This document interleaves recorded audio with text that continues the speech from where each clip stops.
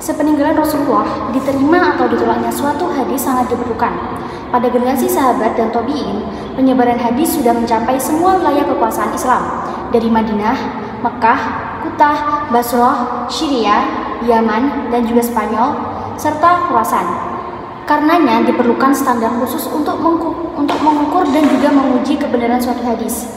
Para sahabat itu tidak hanya meneliti dan juga mengkaji periwayatan hadis di Mekah saja, namun juga melakukan pembahasan dan juga kritik, baik itu sanadnya maupun juga matan.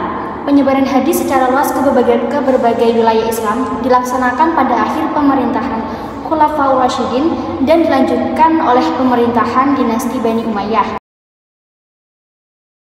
Kata kodifikasi dalam bahasa Arab dikenal dengan al-tatwin yang berarti codification, yaitu mengumpulkan dan menyusun. Secara istilah, kodifikasi adalah penulisan dan pembukuan hadis Nabi secara resmi berdasar perintah khalifah dengan melibatkan beberapa personal yang ahli. Dalam masalah ini, bukan yang dilakukan secara perseorangan atau kepentingan pribadi. Ide penghimpunan hadis secara tertulis pertama kali dikemukakan oleh Umar bin Al-Khattab. Merealisasikan idenya itu, Umar bin Khattab bermusyawarah dengan para sahabat Nabi dan beristikharah. Pada abad kedua, para ulama dalam aktivitas klasifikasi hadis tidak melakukan penyaringan dan pemisahan. Mereka tidak membukukan hadis-hadis saja, tetapi fatwa sahabat dan tabi'in juga dimasukkan ke dalam kitab-kitab mereka. Klasifikasi hadis 3 Hijriah berbeda dengan abad sebelumnya. Abad ketiga Hijriah ini merupakan masa penyaringan dan pemisahan antara sabda Rasulullah dengan fatwa sahabat dan tabi'in. Masa penyeleksian ini terjadi pada zaman Bani Abbasiyah, yakni masa Al-Ma'mun sampai Al-Muqtadir. Kodifikasi hadis abad 4 dan sampai 7 Hijriah. Kalau abad pertama, kedua, dan ketiga hadis berturut-turut mengalami masa periwayatan, penulisan, pembukuan, serta penyaringan dari fatwa-fatwa sahabat dan tabi'in yang sistem pengumpulan hadisnya didasarkan pada usaha pencarian sendiri untuk menemui sumber secara langsung, kemudian menelitinya, maka pada abad keempat dan seterusnya digunakan metode yang berlainan.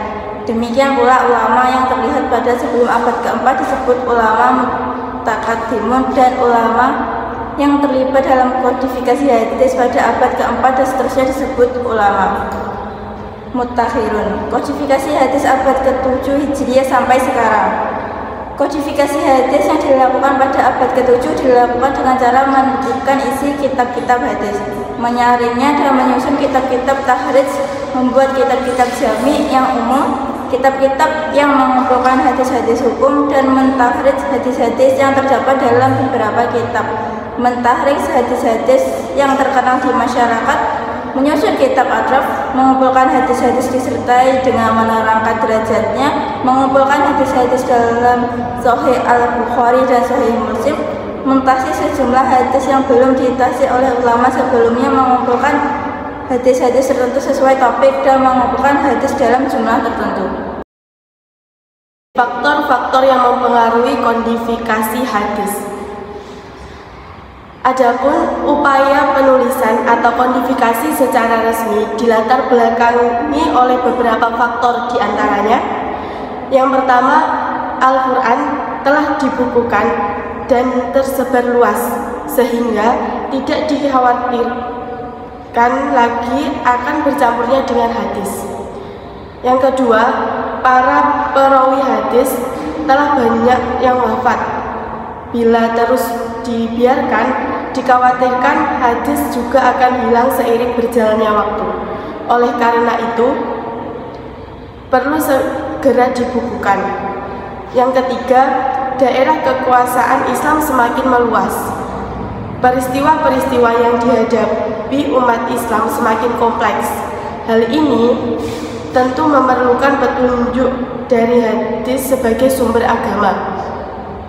Yang keempat, pemalsuan hadis semakin merajalela. Kalau dibiarkan dapat mengancam kemurnian dan kelestarian hadis. Maka dari itu perlu diadakan pembukuan hadis guna menyelamatkan hadis dari pemalsuan.